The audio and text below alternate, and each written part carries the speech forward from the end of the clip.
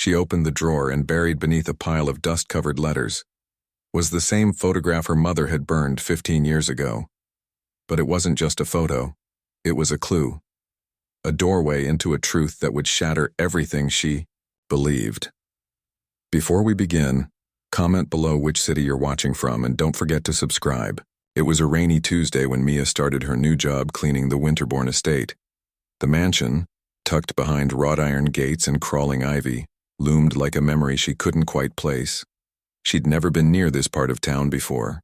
Everything here smelled of old money and older secrets. Still, rent was due, and the job paid better than most. Mia was 22, small and quick with calloused hands and tired eyes. Her mother had passed away a year ago, taking with her every answer Mia ever needed. Her birth certificate had no father's name. Her mother never spoke of him. "Forget the past," she always said. "It's better that way." But Mia couldn't forget. Not when every mirror whispered questions. The first few days at the mansion were uneventful.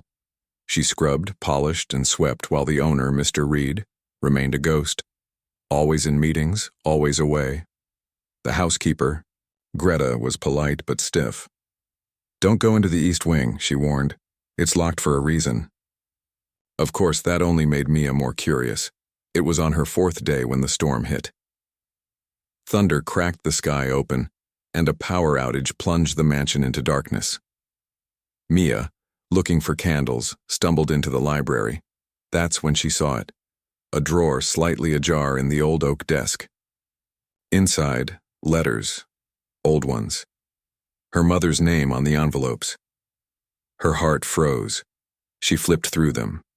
The same looping handwriting. One envelope had no letter, just a photograph. Her mother, laughing, with a man she'd never seen before. Tall, dark-haired, eyes full of warmth. Mia dropped the photo. On the back, a name.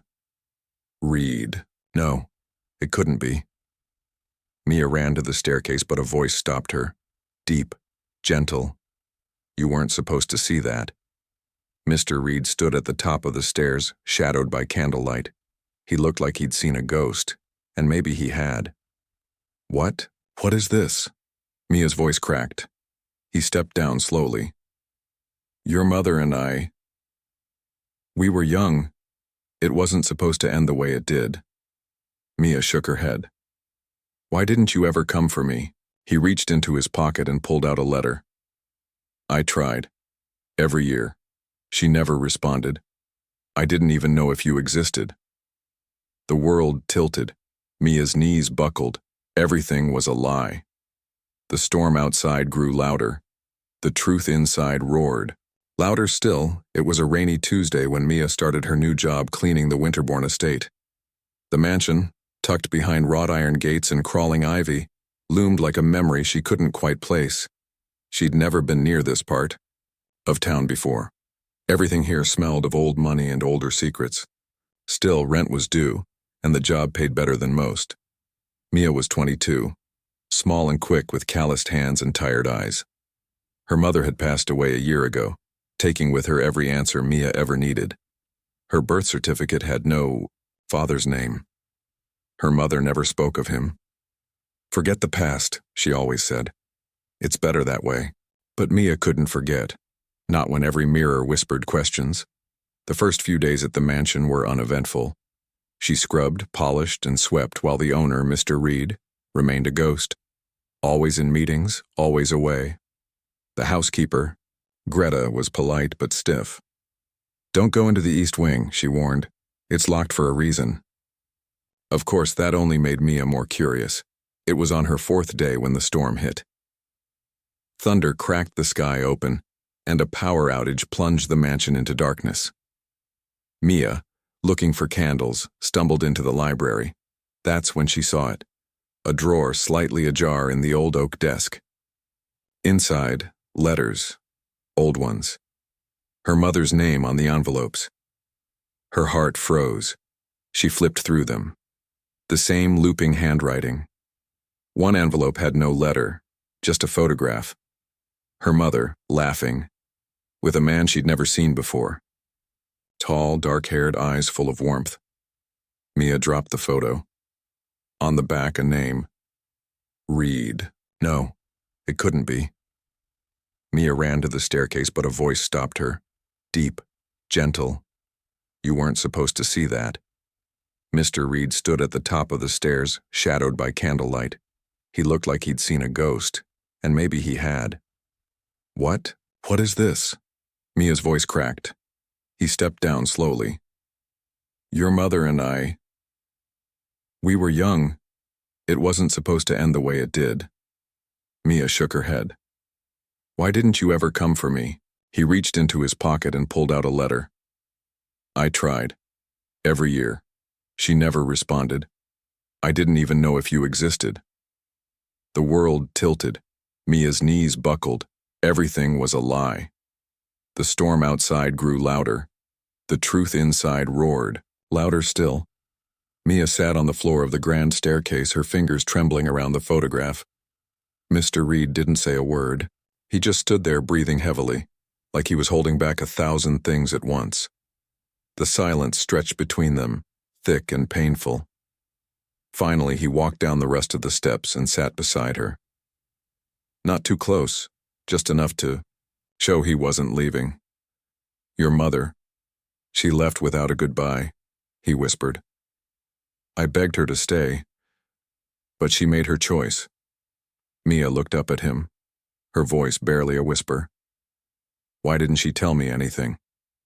He sighed and rubbed his face. Maybe she was protecting you. Maybe she was scared. I don't know, but I searched. For years, when I couldn't find her, I assumed she didn't want to be found. They sat there for a long time. The candlelight flickered over the walls, throwing shadows like ghosts from the past. The storm had quieted outside, but inside Mia's chest, the thunder still rumbled. The next morning came slowly. Mia didn't sleep. How could she? She moved through the mansion like a ghost herself, eyes red, thoughts spinning. Greta watched her curiously but didn't ask anything. Mia wondered if she knew. She probably did. Everyone here seemed to know something except her. Mr. Reed didn't speak to her that morning. He disappeared into his study and shut the door. She could hear his voice through the walls on the phone. Something about lawyers, her name. It sent a chill down her spine. Later that afternoon, Greta handed Mia a small box. He said this belonged to your mother, she said quietly. He kept it all these years. Inside the box were little things, a bracelet, a note, a drawing. Mia's, from when she was 3. Her mother had kept it all. And so had he. Every small thing, preserved, like he was waiting for this day. Suddenly, the mansion didn't feel so cold anymore. Mia stood in the center of the hallway and looked up at the grand portrait above the fireplace. It was Mr. Reed, painted years ago. And now she could see it. His eyes. Her eyes. Same shade of gray, same shape. I don't know what comes next, she whispered. But deep down, a small part of her already did. The days after the storm blurred into each other. Mia showed up to work, kept her head down, but something had shifted. She couldn't unsee that photo, couldn't forget the way Mr. Reed had looked at her like she was the answer to a question he'd been asking for decades. Every time she passed him in the hallway, she felt it, this strange tension neither of them could name. 3 days later, she found a note in the kitchen, just her name. Meet me in the East Wing. Midnight. Her heart leapt. She hadn't dared enter that part of the mansion, not after Greta's warning. But now, she had to know. That night, with the house silent and shadows stretching long under the moonlight, Mia slipped into the East Wing. It was quiet, almost too quiet. The kind of quiet that makes your breath sound loud. She walked past covered furniture, dust dancing in the air. And then, at the end of the hall, a light. A single lamp inside what looked like a nursery. Mr. Reed stood there staring at an old rocking chair. In his hands he held a stuffed bear, worn, stitched at the seams. I bought this the day I found out your mother was pregnant, he said without turning around. She never let me give it to you.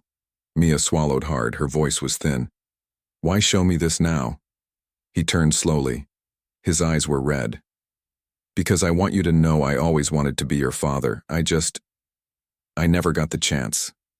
The room felt too small suddenly, too full of everything left unsaid. Mia stepped back, heart pounding. You think this changes things? No, he said quickly. But I hope it starts something. She didn't answer. Not then. Her emotions were a storm, and she didn't trust her voice. She just stared at the bear in his hands, the way he held it like it still mattered after all these years. The next day she almost didn't show up for work. But something made her go. Habit, maybe. Or curiosity. Mr. Reed wasn't in his usual place. Greta told her he was in the garden. Mia found him kneeling by a patch of wildflowers, hands in the dirt. The powerful billionaire everyone respected, down on his knees, planting daisies. These were your mother's favorite, he said when he noticed her. She knelt beside him without thinking, dug her fingers into the soil. It felt strange but right. You were a secret my whole life, she whispered. And now, I don't even know who I am. He looked at her gently. You're exactly who you've always been. Brave, honest, kind. That's not something I gave you. That's all you. She blinked fast, trying to hold back the tears. For the first time, she let him place a hand on her shoulder. It was warm, familiar. The silence between them wasn't awkward now. It was full of something new, something fragile but growing. And just as Mia was about to stand, he said it. Soft, like a secret. I've added your name to the will. Not because of guilt. Because you're my daughter. She froze. He smiled. It's not about the money. I just want you to know. I see you. I've always wanted to. Her lips parted, but the words got stuck. She didn't know what to say. Her whole world had cracked open again, but this time light was spilling through. The following weeks felt different. Lighter, somehow. Mia still cleaned, still did her job, but the way Mr. Reed looked at her had changed. It wasn't distant anymore. It was familiar, tender, like he was trying to make up for every lost second. She caught him watching her sometimes, like he was memorizing her face. They started talking more. Real talks, sometimes about her childhood, things she missed, moments he wasn't there for, other times about her mother. The hurt, the confusion, the silence she left behind. They laughed too, more than either of them expected. He showed her old photos, dusty albums that had stayed locked away for years. One afternoon, as they sat under the magnolia tree in the garden, he handed her a faded letter. Your mother wrote this the day you were born, he said quietly. Mia unfolded the paper with trembling hands.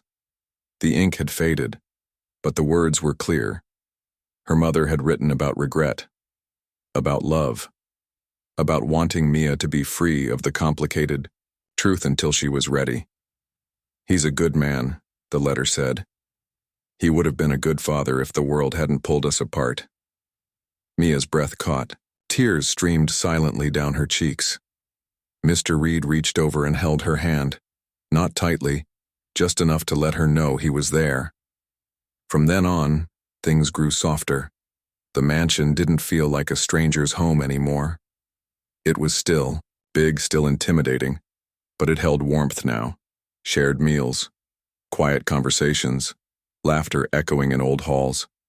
One evening, Mr. Reed showed her a room he'd kept locked for years. It was meant to be hers, a nursery, never finished. Walls, painted sky blue, stars on the ceiling. A tiny crib in the corner untouched. I couldn't bring myself to change it, he said, voice cracking. I hoped one day, maybe you'd see it. Mia walked in slowly, running her fingers along the dusty wood. Her heart ached, but not in the old way. It ached with love now, with possibility. She turned to him, and for the first time she called him something she never thought she would. Dad. He closed his eyes and took a shaky breath. When he opened them, they were shining. Yes, sweetheart? She smiled through tears. I'm ready to forgive. I'm ready to begin. They didn't need big words after that, just silence. Peaceful, healing silence that said everything.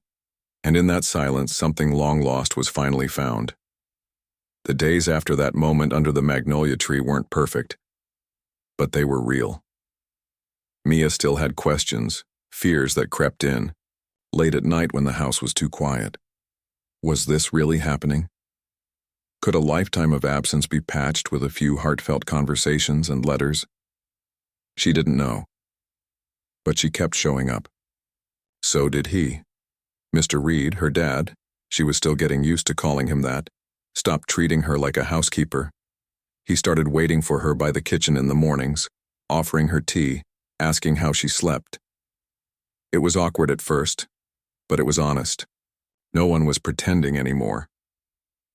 One morning, as she walked into the kitchen, she found a small box on the counter.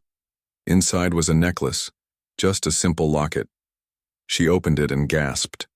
One side held a baby photo of her, wrapped in a hospital blanket. The other side was a photo of her mother smiling softly. She gave me this, he said from the doorway, his voice barely above a whisper. I've carried it with me every day until today. Mia didn't speak. She just stepped forward and wrapped her arms around him. It wasn't stiff like before. It was warm, trembling, and full of things that didn't need to be said out loud. Over time, they built new routines, Sunday breakfasts, evening walks, talking about everything and nothing. He showed her his old study, walls lined with books, a desk covered in framed memories. There was one empty frame, though, and it caught her. So that one's waiting for us, he said, smiling. You and me.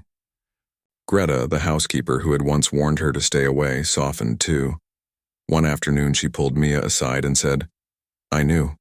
I just didn't think he'd ever be brave enough to face it. Then she surprised Mia by hugging her. I'm glad he did. The house, once cold and echoing, now felt like something living. Laughter started to bounce off the walls again. They redecorated together, slowly, piece by piece. They planted new flowers in the garden, fixed the broken swing on the back porch. It wasn't about the things they were changing. It was about the time they were spending doing it, together. And one night, sitting by the fire, Mia asked the question that had been burning in her chest for weeks. Did you ever try to find me? He looked up, pain flickering in his eyes. I did. After your mother left, I searched everywhere. She disappeared so quickly. And when I finally tracked her down, she was gone again. She didn't want to be found. I honored that, for her. But I hated myself every day. Mia nodded, slowly, absorbing his words. She didn't know if it made it better, but it made it clearer, and sometimes clarity was the first step toward healing. By the time spring rolled in, the mansion didn't just feel familiar. It felt like home. Not because of the grand halls or the luxurious rooms, but because of the quiet mornings, the shared meals, the laughter echoing from a place she thought was lost forever. They weren't just a father and daughter anymore. They were two people who had been broken by time, stitched back together with truth. And with every shared glance, every small gesture, they proved that even the deepest wounds could heal, if you let love in. Time passed, but the weight they once carried didn't return. It wasn't erased, it never could be, but it was shared now, lightened by love, understanding, and all the little moments in between. Mia didn't move out of the mansion, not yet. She wanted to stay a little longer, to live out the parts of her life that had been taken from her too soon. She'd wake up early and find her father already in the garden, coffee in one hand, a book in the other. Sometimes they'd sit together in silence. Other times they'd talk until the sun dipped behind the trees. One night she stood on the same porch where she once felt invisible, watching the stars shimmer above. Mr. Reed joined her, wrapping a light blanket over her shoulders like he used to do with her mother. You remind me of her, he said softly. But you're also entirely yourself. Mia leaned her head against him. I think I'm finally learning who that is. They weren't trying to fix the past anymore. They were building something new from it, one small, honest day at a time. And sometimes, when she walked through the halls, she would hear her mother's voice in her heart whispering, "You were never truly alone." Because healing doesn't mean forgetting. It means remembering with grace. It means looking someone in the eye, someone who let you down, and saying, "I still believe in what we can be." And most of all, it means opening your heart, even when it's scared, and choosing love anyway.